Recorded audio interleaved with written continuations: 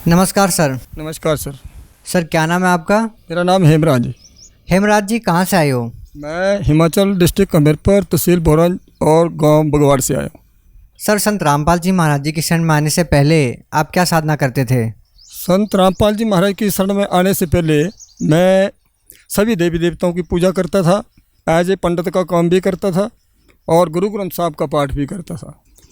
और दूसरा मैं अपने तांत्रिक साधना भी करता था। और जो मेरा ज्योतिषचार्य का काम था वो मैं अपनी सिद्धि के बल से, सिद्धि क्या थी मेरी कि मैं बचपन से ही देवी दुर्गा का उपासक था और बहुत बड़ा उपासक था। उसके बीच में छः साल का था जब मैं इस भक्ति मार्ग के बीच में पड़ गया था।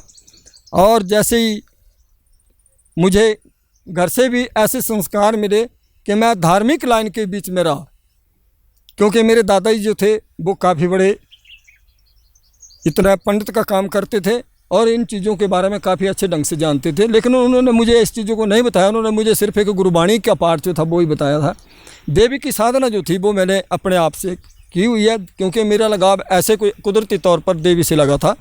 और जब 14 साल का था मैं, तो उस वक्त देवी जो थी वो मेरे पास आकर मेरे हाथ से प्रसाद लेकर गई थी, तो मेरा और भी ज़्यादा उसके साथ दृढ़ विश्वास हो गया।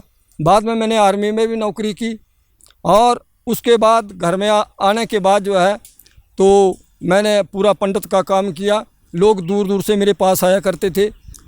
और इसके बाद जो है तो मेरे घर के बीच में एक ऐसी स्थिति आई, एक समय ऐसा आया कि मेरी बेटी जो थी वो बीमार हुई और उस बेटी के ऊपर मैं 50-60 हज़ार रुपये जो था वो मैं लगा चुका। दवाइयाँ भी खिलाई, कई लोगों ने मुझे यहाँ तक बोल दिया कि मेंटल हो चुकी है। घर के लोग जो थे वो मुझसे काफ़ी एंटी थे, नाराज़ थे। वो लोग मेरा मजाक उड़ाया करते थे, कभी कुछ पढ़ते थे कभी कुछ पढ़ते थे।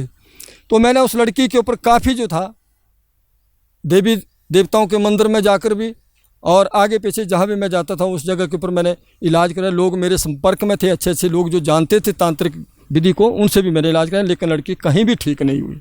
सर आप खुद एक तांत्रिक थे, लोगों के कष्ट दूर करते थे। सर क्या आपने तांत्रिक विद्या आपकी बेटी पर नहीं अपनाई? मैंने चलाई, लेकिन उससे भी कोई फ़र्क नहीं पड़ा। फिर आप संत रामपाल जी महाराज जी की शरण में कैसे आए? मैं टेलीविज़न के माध्यम से हर एक भागवत जितने भी चले रहते हैं, प्रोग्राम चले रहते हैं, उनको सुनता था। और संत रामपाल जी महाराज का भी उसके बीच में जो प्रसंग है वो भी आता था सत्संग। लेकिन मैं ऐसे समझता था कि कोई संत जी हैं वो ऐसे बताते हैं, किताब खोल कर पता नहीं क्या बताते हैं। एक मेरी सिस्टर बैठी हुई थी, वो मुझे कहने लगी कि भाई ये तो आप भी बता देंगे। मैंने बोला ऐसी नहीं कोई बात है, अपना अपना जो है आदमी का अपना अपना एक्सपीरियंस होता है, उस ढंग से लोग बताते हैं, लेकिन इनकी बात का कोई अभी तक कोई पता नहीं चलता मुझे। एक दिन ऐसे हुआ कि संत रामपाल जी महाराज जो है सृष्टि रचना जो थे वो सुना रहे थे।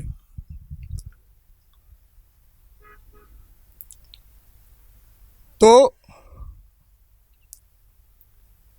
मैं बैठा बैठा इतना भावुक हो गया उसके ऊपर। सभी बच्चों को मैंने आवाज़ लगाई,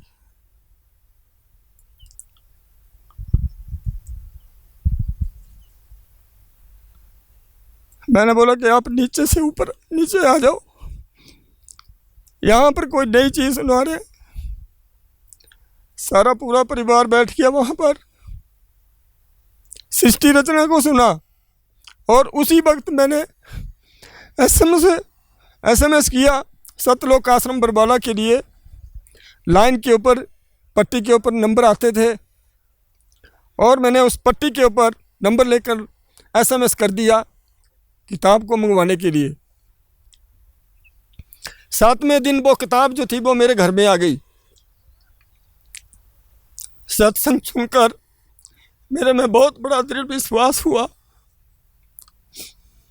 कि मैंने बोला ऐसा कोई संत नहीं हो सकता जो सृष्टि रचना का वर्णन सुना सके।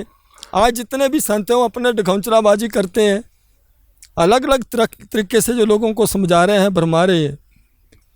तो मैंने जैसे सत्संग सुना, संत रामपाल जी महाराज मेरी और भी दृढ़ता जो थी उसके बीच में बन गई। और मेरी जो बेटी बीमार थी उसकी वो हालत थी, जब लोग उसको देखते थे तो लोग रोते थे कि इस बेटी को किसने ऐसा कोई कुकर्मी आदमी होगा जिसने इसको ऐसा कर्म कर रखा है। और उस बेटी ने क्या किया कि जैसे सत्संग लगता था, मन के बीच में भावना आई उसके, और वो टेलीविज़न के पास ही जो तिलगाना शुरू कर दी। 4-5 दिन हुए, 5-7 दिन हुए तो हमारे वो ज्ञान गंगा किताब जो थी वो मिली, और उस किताब के बाहर अंदर एक संत रामपाल जी महाराज का और कबीर साहब का जो फोटो वो लगा हुआ है, एक दराज थी उसके ऊपर रख दिया, और वहाँ पर वो ज्योति करने लगी। तो मैंने बोला बेटा कि इस किताब को यहाँ से उठा लो और अंदर रख दो, जहाँ देवी का स्थान है। मैंने एक आसन जो है वो देवी के लिए लगा रखा था उस जगह के जहाँ मैं बैठता था। तो बेटी ने क्या किया, किताब उठाई, अंदर ज्योति करने लगी। तो इतने में क्या हुआ कि 5-7 दिन हुए थे कि संत रामपाल जी महाराज कबीर भगवान के रूप में आए और बेटी के सराहने में खड़े हो गए। बेटी ने जैसे नज़र मारी कि तो परमात्मा है भाई, कौन है, और उसके सिर के ऊपर हाथ रखा और बोला कि बेटा 6ठे दिन आ जाना और आपने नाम दान ले लेना। बेटी ने अपनी मम्मी से कहा, और उसकी माता ने मेरे से कहा कि ऐसे ऐसे बेटी जो कह रही है। मैंने बेटी से पूछा, मैंने बोला बेटा क्या बात है, कि ऐसे ऐसे मेरे को जो है बोला कि 6ठे दिन आकर जो आपने नाम दान ले लेना, उपदेश ले लो आकर। तो मैंने बोला बेटा इस वक्त तो हमारे पास पैसे नहीं है, आर्थिक तंगी चली हुई थी। मैंने बोला बेटा पैसे नहीं है।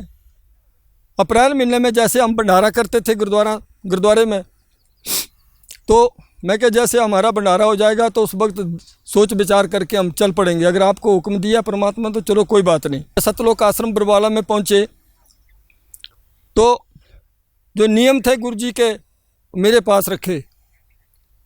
कहने लगे आपने उपदेश लेना है तो आपको इन चीज़ों का पालन करना होगा। मैंने बोला ठीक है।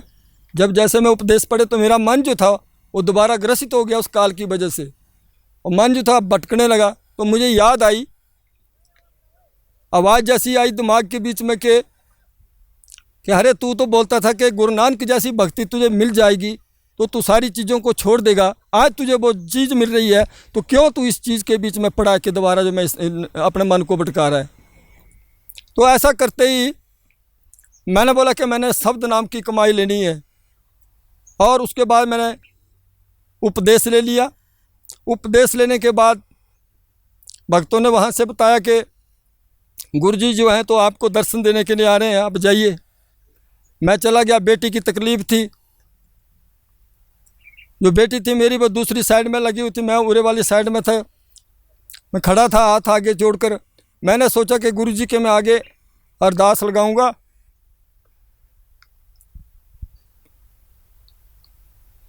कि मेरी बेटी जो है बीमार है, क्योंकि मैं बहुत बड़ा दुखी था। इतना करते हुए भी लोगों ने मुझे ठुकराया हुआ था, सब ने ठुकराया हुआ था। और जैसे मैं गुरुजी के पास गया, हाथ जोड़े, गुरुजी आए आशीर्वाद देने के लिए, मैं मुख से एक भी शब्द नहीं बोल सका, और मेरी गर्दन जैसे झुकी नीचे, गुरुजी ने आशीर्वाद दिया, चले गए। मैं गर्दन उठाकर देखने लगा तो गुरुजी ने नज़र मारी मेरे ऊपर, हंसने लगे गुरुजी। हंसते हुए गुरुजी आगे आशीर्वाद देते हुए चले गए। सर, आज तक जितने भी संत महंत हुए हैं उन्होंने कबीर साहब जी को संत, सदगुरु या कबीरदास जी कहकर संबोधित किया, लेकिन कबीरदास जी को परमात्मा कहने वाले संत रामपाल जी महाराज जी पहले संत हुए हैं। क्या गुरु नानक देव जी ने भी इस बात का समर्थन किया है कि कबीर जी ही परमात्मा हैं? अगर किया है तो इसका प्रमाण कहाँ है? हाँ, बिल्कुल ठीक किया उन्होंने साफ गुरु ग्रंथ साहब के बीच में लिखा है, हक्का कबीर करीम तू वे ए परवदिगार। साफ लिखा उन्होंने इस बात को कि वो परमात्मा जो है बहुत बड़ा दयालु है, उसका नाम कबीर है। वो सारी दुनिया का सृष्टि को रचने वाला वो परमात्मा कबीर ही है और कोई दूसरा नहीं है। सर, संत रामपाल जी महाराज जी से नाम उपदेश लेने के बाद आपको और क्या क्या लाभ हुए? मुझे सबसे पहले तो जो मेरे मन के बीच में खटका था कि परमात्मा की भक्ति कैसे की जाए, क्या वो ऐसा गुरु हमें मिल सकता है, नहीं मिल सकता है। सबसे पहले मुझे आध्यात्मिक लाभ जो है बहुत बड़ा हुआ है, और उसके बाद साथ साथ में ही जो मेरी बेटी थी वो क्षण मात्र में घर में आते ही ये पता नहीं चला था मैं कि इस बेटी का कोई तांत्रिक इलाज करना है या कुछ करना है कि या ज़रूरत पड़ेगी। वो क्षण मात्र से हमने जैसे फ़ोटो हटाई थी वो पूरी की पूरी परमात्मा की हमने रमैनी की और उस वक्त से आज तक बिल्कुल ठीक ठाक है बेटी, बहुत बड़े। और दूसरा मेरी जो आर्थिक तंगी थी वो भी समय समय के अनुसार अच्छी चलती रही। मकान की फरियाद मैंने गुरु जी से की थी कि परमात्मा मैंने मकान बनाना है।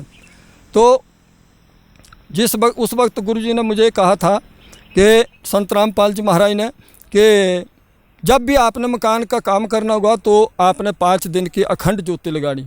लेकिन मैं उस बात को भूल गया था। हमारे भक्त महेंद्र दास जी वो मेरे नज़दीक से हैं, उन्होंने मुझे बताया था कि गुरु जी ने आपको ये बात की, तब मेरे दिमाग में वो बात आई।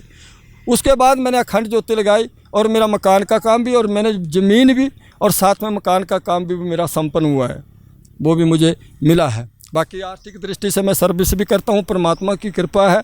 और हर जगह के बीच में मुझे जो है सभी लोग अच्छे ढंग से जानते हैं। और दूसरा जो मेरे बीच में जो जितने भी विकार थे, कभी झूठ भी बोल देते थे चलते फिरते किसी से, या कभी गप्पे मार लेना या ताश खेलना या कोई चीज़ ऐसी वैसी चीज़ें भी कर लेते थे हम लोग। वो चीज़ें सब जो है छूट चुकी हैं। अब इन चीज़ों की तरफ जरा भी मात्र भी कोई ध्यान जो है वो नहीं जाता है। सर, संत रामपाल जी महाराज जी अपने श्रद्धालुओं को नाम दीक्षा लेने से पहले कुछ नियम बताते हैं, जिनमें से एक ये भी है कि जातीय भेदभाव नहीं करना। अगर हम अन्य संतों के अनुयायियों को देखते हैं तो वो भी जातिगत भेदभाव करते हैं। क्या संत रामपाल जी महाराज जी के जो समर्थक हैं वो इस भेदभाव से कितना दूर है?